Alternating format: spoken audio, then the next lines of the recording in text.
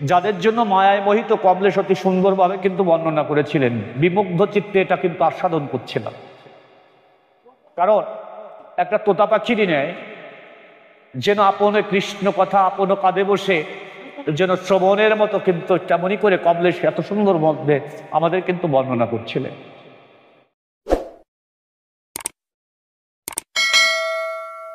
আজ মহা উৎসব,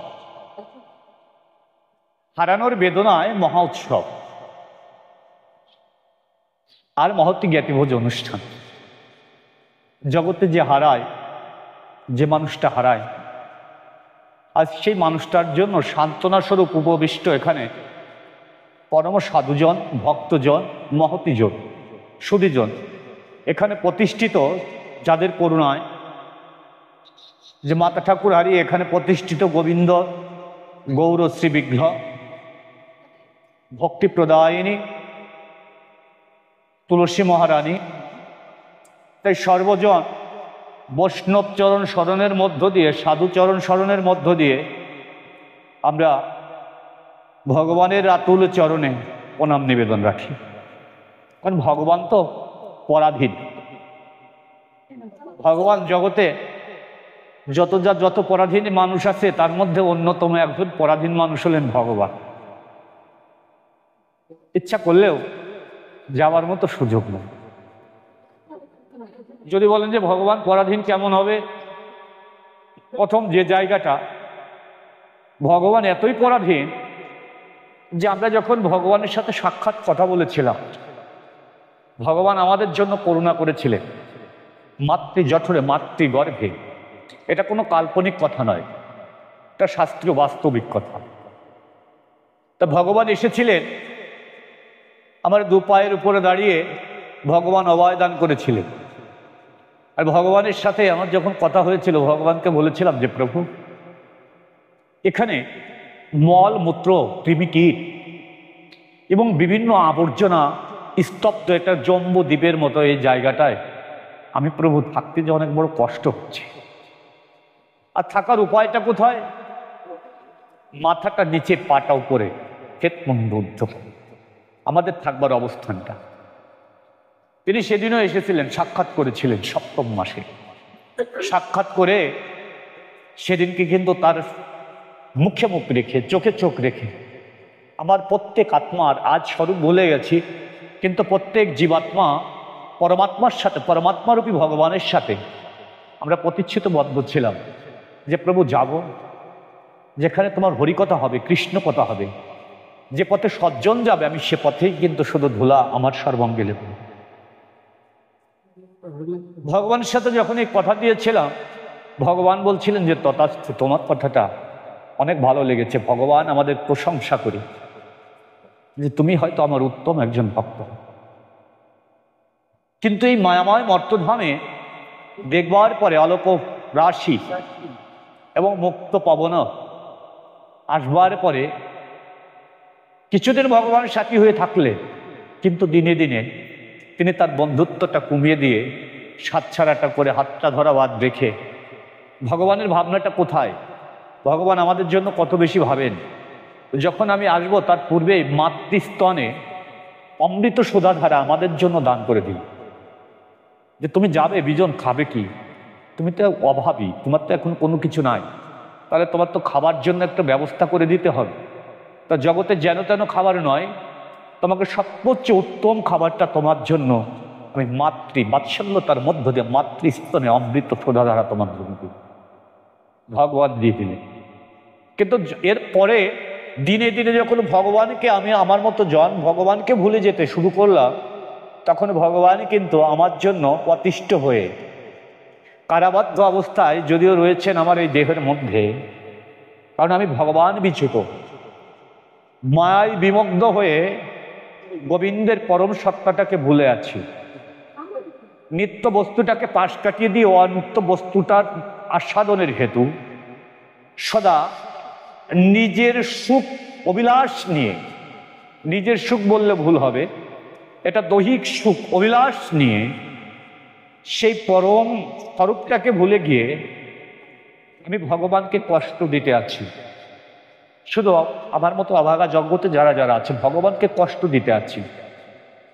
ভগবান মন্দিরের ভগবান, বিগ্রহের ভগবান, বৃন্দাবনের ভগবান অনাদিরাদি গোবিন্দ বললেন, আমি তোমার মধ্যে ভগবান সত্তাটা মাম বংশ জীবলোকা জীবহতা সনাতন।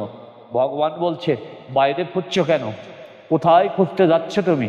তুমি তোমার হৃদয় কোণে একবার চেয়ে দেখো, তোমার হৃদয় মন্দিরে আমি যুগল বেশে সদা আমি আছি গৌর।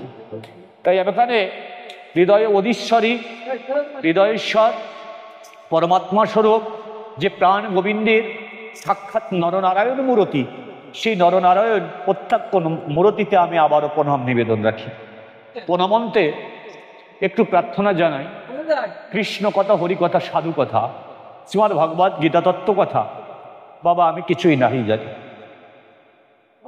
নিমিত্ত মাত্র হয়ে অর্জুনকে বলেছিলেন, গীতার 2য় অধ্যায় আত্মতত্ত্ব যোগে অর্জুন যখন নিজেকে কর্তা ভেবেছিলেন, কর্তা ভাবা মাত্রই অর্জুনকে স্মরণ করিয়ে দিয়েছিলেন, অর্জুন তোমার কর্মের অধিকার আছে, তোমার ফলের অধিকার নয়। তাই তুমি কর্ম দায়িত্ববোধে তুমি শুধু নিমিত্ত মাত্র কর্ম করো। কারণ কি, যাদেরকে দেখছো তুমি, যাদের জন্য মায়ায় মোহিত, কমলেশ অতি সুন্দরভাবে কিন্তু বর্ণনা করেছিলেন, বিমুগ্ধ চিত্তে এটা কিন্তু আস্বাদন করছে না। কারণ একটা তোতা পাখিরই নেয়, যেন আপন কৃষ্ণ কথা আপন কাঁধে বসে যেন শ্রবণের মতো কিন্তু তেমনই করে কমলেশ এত সুন্দর মধ্যে আমাদের কিন্তু বর্ণনা করছিলেন। দেখেন ভগবান অর্জুনকে বলছে, অর্জুন তুমি নিমিত্ত মাত্র হও। অর্জুনকে বলছে, আর তুমি যাদেরকে জীবিত দেখো, যাদের জন্য মায়ায় মোহিত হচ্ছ, এরা সকলেই মৃত।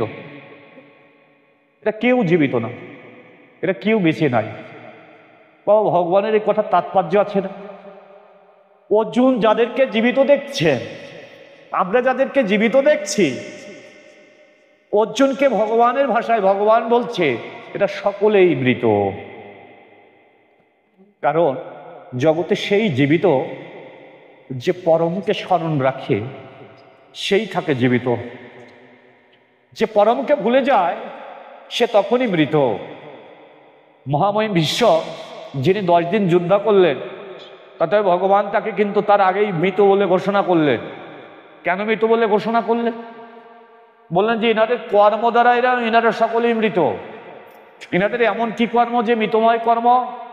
বললেন যে, কমলেশ বললেন না যে জ্ঞানের সমান পবিত্র আর কিছু নয়, এটা গীতার কথা। তো এই জ্ঞান থেকে পবিত্র আর কোনো উত্তম বস্তু নাই। এই জ্ঞানটা পাবো কোথায়? গীতার মধ্যে ভগবান সেই পরম তত্ত্ব যোগের মধ্য দিয়ে আমাদের কিন্তু দান করলেন। যাদের তুমি জীবিত, যেদিন 10 দিন যুদ্ধ করলেন, যুদ্ধ করবার ক্ষমতা থাকলেন, সেই মহামহিম বিশ্ব যিনি সৎসজ্জায় পড়েছিলেন, যিনি যার তপস্যা ছিল, যিনি জীবনভর ব্রহ্মচার্যে জীবন চালাইয়ে গেছিলেন, সত্যে অধিষ্ঠিত ছিলেন, প্রতিশ্রুতি প্রতিজ্ঞাতে সদা বদ্ধ ছিলেন, তথাপিও গোবিন্দ তাকে মৃত বলে ঘোষণা করলেন কেন? বললেন যেদিন দুধ সভাতে দ্রৌপদীকে যখন বিবস্ত্র করবার জন্য দুর্যোধন নির্দেশ প্রদান করেছিলেন, উনি ওই নির্দেশটা, ওনার এত ক্ষমতার তপস্বী, এত যোগী, এত মহান ওনার ছিলেন, উনি থামিয়ে দিলে দিতে পারতেন যে বাচ্চা তুমি এরকম কটাক্ষ বাক্য কেন প্রয়োগ করো? এটা তো আমার হস্তিনাপুরের গোটা মাতৃজাতির জন্য অমঙ্গল, এটা হস্তিনাপুরের রাজবধূর একটা কলঙ্ক হবে। সেদিন কিন্তু উনি নিষেধ করেন নাই, নীরব দর্শকের ভূমিকা পালন করেছিলেন। যেদিন দুর্যোধন বললেন দুঃশাসনকে যে দ্রৌপদীকে বিবস্ত্র করিয়া আমার এই জঙ্গার উপর উপবেশন করবার জন্য তোমার নির্দেশ প্রদান করি। দ্রৌপদীর একটি বিশেষ জায়গা, সকলের কাছে চোখের জলে চরণ ধুইয়েছিলেন, সকলের কাছেই গিয়েছিলেন, নিজের স্বামীবর্গ মানে 5 জন তো সকলের চরণেই গিয়েছিলেন। স্বামীজনেরা প্রতিশ্রুতি আর প্রতিজ্ঞায় সত্য ভেবে সেখানে কিন্তু তারা হস্তক্ষেপ করতে পারলেন না। মহামহিম ভীষ্মের চরণে গিয়েছিলেন,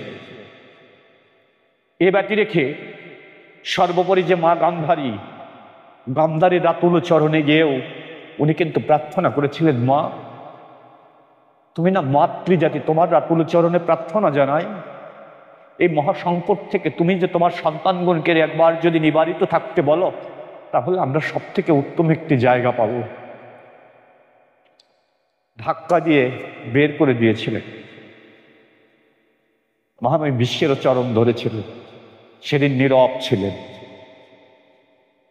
যেটা ন্যায় সত্য এবং যেখানে ধর্মের হানিকর, অকল্যাণকর, রাষ্ট্র পরিবার, এমনকি নিজের স্বজাতির উপর অকল্যাণকর আমার ক্ষমতা থাকলেও যখন আমি নীরব ভূমিকা পালন করব, আমাদেরও পরিণাম এরকম জীবিত থেকে মৃত হয়ে যাব।